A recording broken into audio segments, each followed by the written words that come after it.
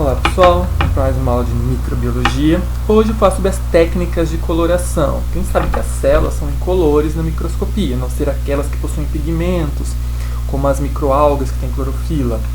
Entretanto, antes de a gente ver essa técnica de coloração, a gente tem que ver como ela funciona, qual a estrutura celular que permite colorir as células. Então vamos começar aqui pensando na pressão interna de uma célula bacteriana. Dentro de uma célula bacteriana tem uma pressão de aproximadamente 2 atmosferas, 2 atm, que é idêntico à pressão dentro de um pneu.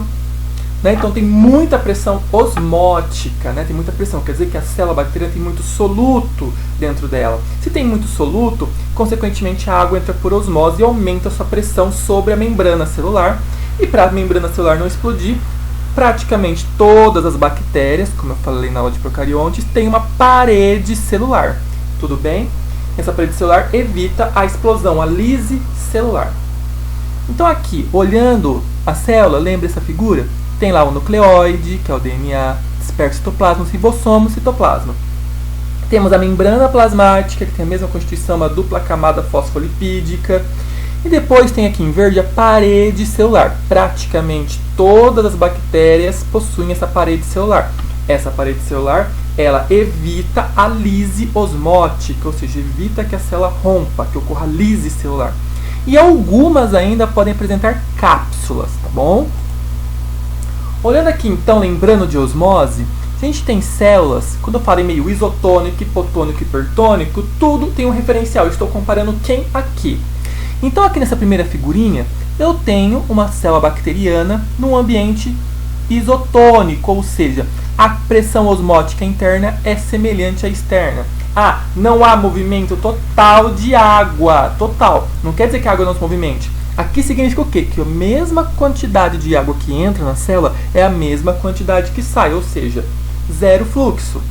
Já se eu coloco a célula numa solução com menor pressão osmótica, tá vendo que eu tenho menos bolinhas, solutos no ambiente do que dentro da célula? Então a célula ela é hipertônica em relação ao ambiente que é hipotônico. Se a célula é hipertônica, a água tende a entrar. E se não tiver uma parede celular fixa, resistente, ocorre a lise e a célula morre, a lise osmótica. E na terceira figura, temos um ambiente que tem muito mais soluto do que o meio intracelular. Então a célula ela é hipotônica em relação ao meio que é hipertônico. Consequentemente, a célula desidrata, a água sai da célula no processo de plasmólise, que pode levar à morte. Tudo bem? Aqui em cima a gente vê o experimento de membrana de osmose. Então, observando aqui, esse ambiente fechado com saco celofane, que é semipermeável, está cheio de soluto aqui, tá vendo? Rosinha? O roxinho, desculpa. E as bolinhas azuis são as moléculas de água. Dentro do saquinho eu tenho muito soluto, fora quase nada. Então aqui dentro ele é hipertônico em relação ao ambiente que é hipotônico. Então a água entra. Conforme ela entra, vai crescer, até que ela chega no equilíbrio. Mas olha, que a altura da coluna de água aumenta, tá vendo? Porque a água sai aqui de fora e vem para dentro. Tudo bem? Mas nem todas as paredes bacterianas são iguais. Então, como eu comentei, existem bactérias sem parede celular, como as micoplasmas e as ureaplasmas, que eu vou falar mais pra frente, e as que têm parede. A parede típica, que a gente tem que conhecer, que serve lá para aquela coloração famosa de Gram, e as paredes celulares atípicas, que têm constituições diferenciadas, mas a maioria tem essa coloração de Gram. Essas atípicas nós temos as micobactérias, as espiraladas, as clamídias e as rickétsias. Olhando então a parede celular comum, que praticamente todas as bactérias têm, ela é formada por uma substância chamada peptidoglicano, ou seja, carboidrato e proteínas. Peptidoglicano, que é formado por duas moléculas, o N-acetilglicosamina e o ácido N-acetilmurâmico. Tem que saber? Sim, isso aqui é extremamente importante para qualquer concurso. Então, na microbiologia, na anatomia de procariontes, tem que lembrar que as bactérias, em quase a sua totalidade, a parede celular de peptidoglicano, que é formado por N-acetilglicosamina e ácido N-acetilmurâmico. Tudo bem? E as fibras de peptidoglicano são unidas por pontes de aminoácidos. Quais aminoácidos? L-alanina, D-alanina, ácido D-glutâmico e lisina ou ácido diaminopimélico. Então, se você olhar aqui, ó, eu tenho de marronzinho o N-acetilglicosamina e de rosa o ácido N-acetilmurâmico. Tá vendo que é sequenciado? Cada hora vem um. Então, aqui eu tenho as fibras e elas são ligadas por pontes cruzadas de aminoácidos. Essa é a estrutura da parede celular. Só que tem duas composições diferentes, onde nós podemos classificar as bactérias em gram-positivas e em gram-negativas. Então, vou falar da parede celular das bactérias gram-positivas, como a Arthrobacter. 90% da parede celular delas é formada de peptidoglicano e formada por várias camadas, uma camada bem espessa. Tem presença de ácidos teicoicos, que só tem nas gram-positivas. E o que é esse ácido teicoico? É um polissacarídeo ácido com resíduo de glicerol fosfato ou ribitol-fosfato. Ele tem carga negativa, o que é importante porque vai atrair por adsorção eletrostática cátions, como cálcio e magnésio, que servem de nutrientes para a própria célula, e ligados a lipídio. Se esse ácido teicoico estiver ligado a lipídio, ele é chamado de ácido lipoteicoico. Então, olhando aqui a estrutura da parede celular de uma bactéria gram-positiva, aqui nós temos a membrana, dupla camada fosfolipídica, e olha aqui, ó, essa é a parede celular. Tá vendo que são várias camadas de peptidoglicano? Tá? Aí temos os ácidos teicoicos, são esses palitinhos aqui, ó, tem proteínas também associadas, e temos os palitinhos, que parece batatinha frita, né? Tá vendo? Esses palitinhos que estão só conectados à parede celular, ao peptidoglicano, são os ácidos teicoicos. Mas está vendo que tem alguns compridos que chegam lá na membrana plasmática, que é lipídica?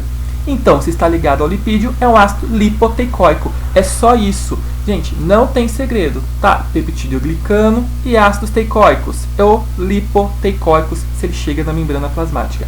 Essa é a estrutura da parede celular de uma bactéria gram-positiva, tá bom? Já uma gram-negativa, como a Escherichia coli, somente 10% da parede é de peptidoglicano, com poucas camadas, ela é bem mais fina. E qual que é o diferencial? As bactérias gram-negativas têm uma membrana externa, formada de lipopolissacarídeos, o LPS, formado pelo lipídio A, o polissacarídeo cerne e o polissacarídeo O, e por proteínas. Então aqui está o lipopolissacarídeo cerne. Aqui temos alguns tipos de carboidratos, galactose, glicose, raminose, manosa, becose, colitose, paratose e tivelose, que é o polissacarídeo O específico, o polissacarídeo cerne e o lipídio A, tá bom? E aqui tem quais são suas composições. Olhando então a parede de uma bactéria gram-negativa, temos a membrana plasmática, tá vendo? Ó, há um espaço, depois formado por proteínas, com líquidos, depois tem uma camada fina de peptidoglicano e depois tem uma membrana externa, certo? Então tem uma outra membrana. Tudo isso é uma parede celular da gram-negativa. Essa é a diferença. A gram-negativa, 10% da parede é de peptidoglicano e tem uma membrana externa. E tá vendo aqui que tem essa sequência aqui, que é o meu lipopolissacarídeo? Olha aqui, o lipopolissacarídeo O, o cerne, e aqui em cima de roxinho eu tenho o lipídio A. Tá? Esse lipídio A, ele é tóxico, tá bom? É uma substância tóxica. E esse espaço, porque você tem um espaço, peptidoglicano, e um outro espaço. Essa região é chamada de periplasma. Essa região entre duas membranas é o periplasma. Então, a região de alta concentração de proteínas. E também tem as porinas, certo? Que são proteínas que permitem passagem de moléculas hidrofílicas de baixa massa molecular. Como eu falei, a membrana externa ela pode ser tóxica aos animais, porque tem as endotoxinas. E isso é graças ao lipídio A da camada lipopolissacarídica. O que isso pode causar? Gases, diarreias, vômitos, tá? São alguns dos sintomas. Quais gêneros que mais causam isso em humanos? Salmonella, Shigella e a própria Escherichia, tá? São bactérias gram-negativas.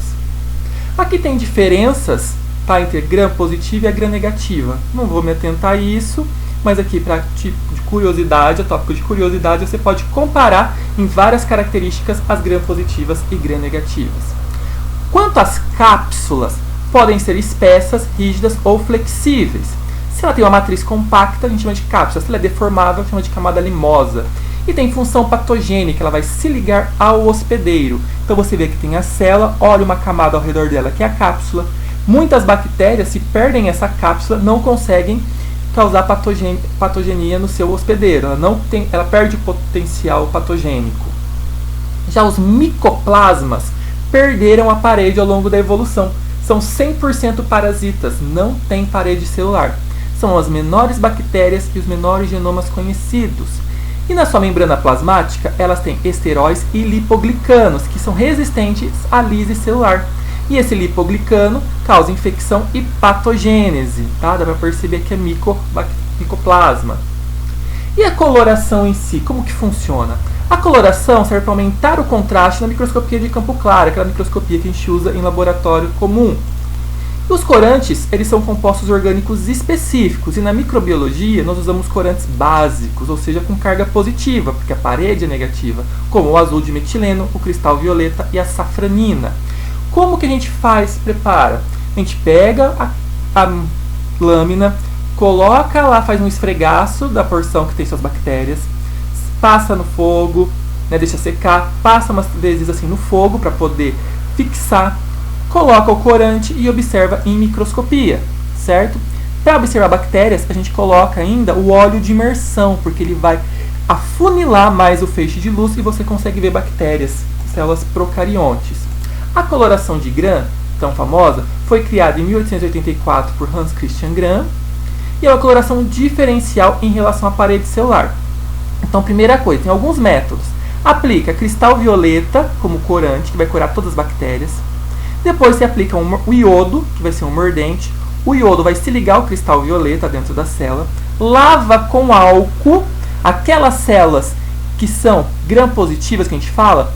Esse complexo de cristal violeta com iodo permanece dentro da célula. Lembra, a parede celular é muito grossa, então a célula fica roxa. E as gram-negativas, que tem parede pequenininha, fina, vão perder esse complexo, então elas ficam transparentes. Para eu poder enxergar as gram-negativas, eu aplico a safranina, que é um contracorante. Então eu enxergo, se for roxo é gram-positivo, se for róseo, gram-negativo. Tudo bem? E temos também a coloração de Ziehl-Neelsen, que é para o gênero Mycobacterium, que a parede deles é rica em lipídios, que nem aqui, a Mycobacterium tuberculosis. Elas são resistentes à descoloração por ácido e álcool, por isso são chamadas de bactérias ácido-álcool resistentes. Então aqui, ó, são as bactérias, tá? Álcool-ácido resistentes, e aqui as outras. Faz o esfregaço lá na lâmina, coloca fucsina fenicada até emitir vapores, descora com álcool ácido, tá? Então as que forem micoplasmas, as Mycobacterium vão ficar rosas e as outras vão perder a coloração. E depois você joga azul de metileno. As Mycobacterium continuam rosas e as outras bactérias ficam roxas. Então são duas técnicas de coloração, mas a mais utilizada, a mais conhecida, é a coloração de Gram. Lembrando que ela tem relação com a estrutura da parede celular. A Gram positiva tem parede celular muito espessa, então impede que o complexo de corante saia, então ele permanece roxo. Já a Gram negativa perde a sua parede celular fininha, sua membrana plasmática externa, consequentemente sai o complexo de pigmentação e você tem que colocar um contracorante para você poder visualizar ela. Tudo bem? Pessoal, bons estudos, não esqueça de dar o like no vídeo e até a próxima aula.